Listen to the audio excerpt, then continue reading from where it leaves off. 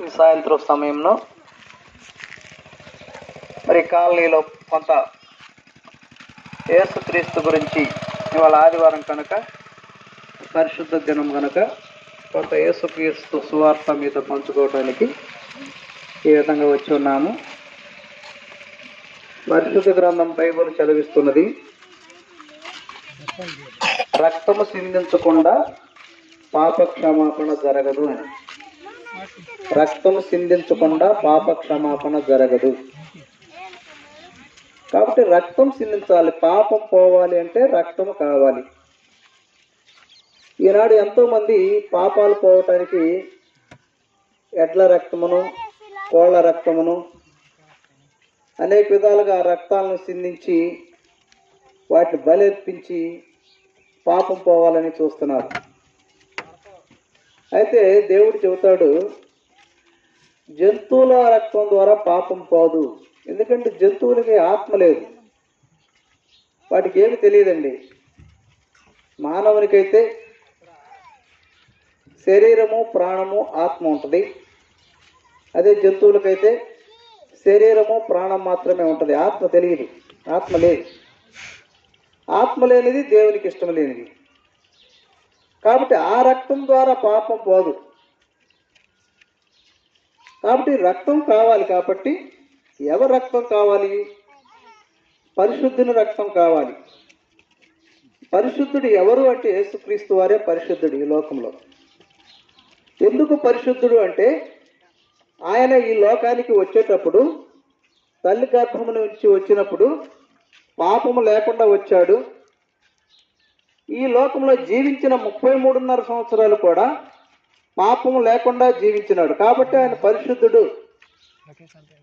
యేసు ప్రభు జీవించిన కాలంలో నాలో పాపము ఉన్నదని ఎవరైనా రుజువు చేయగలరా అని అన్నప్పుడు ఆ లోకంలో ఎవరు కూడా యేసుక్రీస్తుని ఏలెత్తి చూపెట్టిన వాళ్ళు లేరు.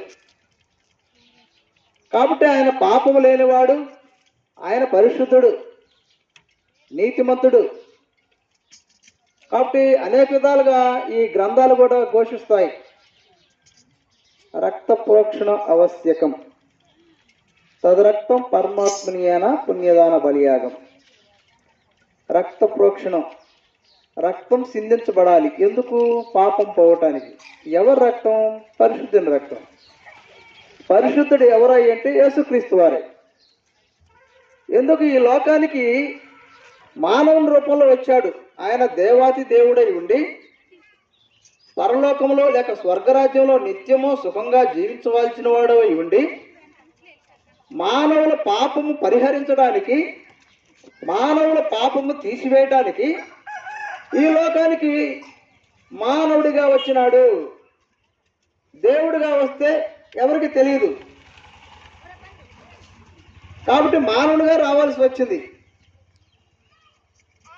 కాబట్టి మానవుడే, దేవుడే మానవుడిగా వచ్చి ఈ లోకానికి నీ పాపం కోసం, నా పాపం కోసం, లేకపోతే మానవుల అందరి పాపం కోసం ఈ లోకానికి వచ్చి రక్తం కార్చినాడు.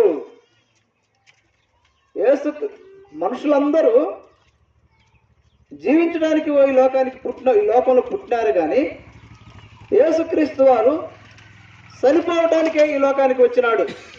రక్తం కార్చడానికి ఈ లోకానికి వచ్చినాడు. ఎందుకు? మానవుల పాపం పరిహరించడానికి. ఎందుకంటే ఆయన రక్తం సిందించితేనే మానవుల పాపం పోతుంది. అంటే ఆయన రక్తం సిందిస్తే మన పాపాలు ఎట్లా పోతాయి అని మనకు ప్రశ్న రావచ్చు.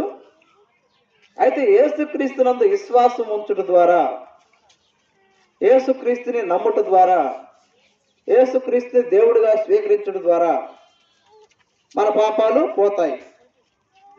కాబట్టి మానవుల పాప పరిహారార్థం ఈ లోకానికి దేవతి దేవుడై ఉండి మానవులుగా వచ్చి మన పాపాల నిమిత్తం ఆయన చనిపోయినాడు. చనిపోయి తిరిగి 3వ దినాన సమాధి నుంచి లెగిసినాడు. ఈ లోకంలో చనిపోయి మరలా బ్రతికిన వారు ఎవరు లేరు, ఒక యేసుక్రీస్తు వారు తప్పితే. కాబట్టి యేసుక్రీస్తు వారు చనిపోయి 3వ దినాన లేచి పరలోకం అనగా స్వర్గరాజ్యంలోకి వెళ్ళినాడు. కాబట్టి ఆయన మరలా రాబోతున్నాడు. ఇదిగో నేను త్వరగా రాబోతున్నానని చెబుతున్నాడు. మళ్ళా వస్తాడు. మరలా వచ్చి ఈ లోకంలో ఆయన యందు విశ్వాసం ఉంచిన వారిని, ఆయన యందు నమ్మిక ఉంచిన వారిని, ఆయన దేవుడిగా స్వీకరించిన వారిని తన లోకానికి తీసుకొని వెళ్తారు. తన లోకము అనగా స్వర్గరాజ్యము లేక పరలోక రాజ్యము. ఆ లోకములో యుగ యుగములు తరతరములు జీవిస్తాము. అట్లా కాకుండా యేసుక్రీస్తునందు నమ్మిక లేకుండా, యేసుక్రీస్తునందు విశ్వాసం లేకుండా, యేసుక్రీస్తు దేవుడిగా అంగీకరించకుండా మానవుడు చనిపోతే నీ ఆత్మ నరకం అనగా పాతాళ లోకం వెళ్ళుద్ది. అక్కడ యుగ యుగంలో జీవిస్తావు. అగ్ని ఆరదు, పురుగు సాగదు. ఎల్లవేళ అగ్నిలో కాల్చబడుతూనే ఉంటావు. అమ్మో ఇంత శ్రమ నేను పడలేను, ఆత్మహత్య చేసుకుందామన్నా నీకు సాగు రాదు. కాబట్టి మానవుడా, ఒక్కసారి గుర్తెరుగు, ఒకసారి ఆలోచించు. నీవు నేను ఎవరైనా మనం అందరూ మరణిస్తే మన ఆత్మ ఎక్కడికి వెళ్తుంది?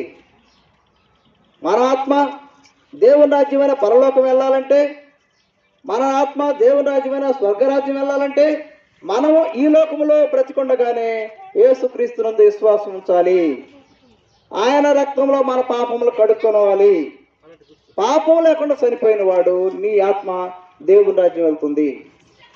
అదే యేసుక్రీస్తునందు విశ్వాసం లేకుండా, యేసుక్రీస్తు దేవుడిగా అంగీకరించకుండా నువ్వు మరణిస్తే నీ ఆత్మ నరకం అనగా పాతాళ లోకం వెళ్తుంది. అక్కడ యుగయుగములు జీవిస్తావు. అది అగ్ని ఆరదు, పురుగు సాగదు. అక్కడ శ్రమలు, విపరీతమైన శ్రమలు. లోకము ఆరంభం నుంచి ఇంతవరకు అటువంటి శ్రమలు రాలేదు, ఇక రావు. అటువంటి శ్రమల్లో ఎల్లవెల్లడా నువ్వు అనుభవించవలసిందే. ఎంతకాలం అంటే ఇంకా అది యుగ యుగములు తరతరం, దాని కొలత లేదు. కాబట్టి మానవుడా, ఈ లోకంలో నువ్వు బ్రతికుండగానే నువ్వు నీ ఆత్మ ఏ లోకానికి వెళ్ళాలని నువ్వు ఇప్పుడే తీర్మానించుకో. యేసుక్రీస్తునందు విశ్వాసం ఉంచు, యేసుక్రీస్తునందు నమ్మిక ఉంచు, యేసుక్రీస్తుని దేవుడిగా స్వీకరించు.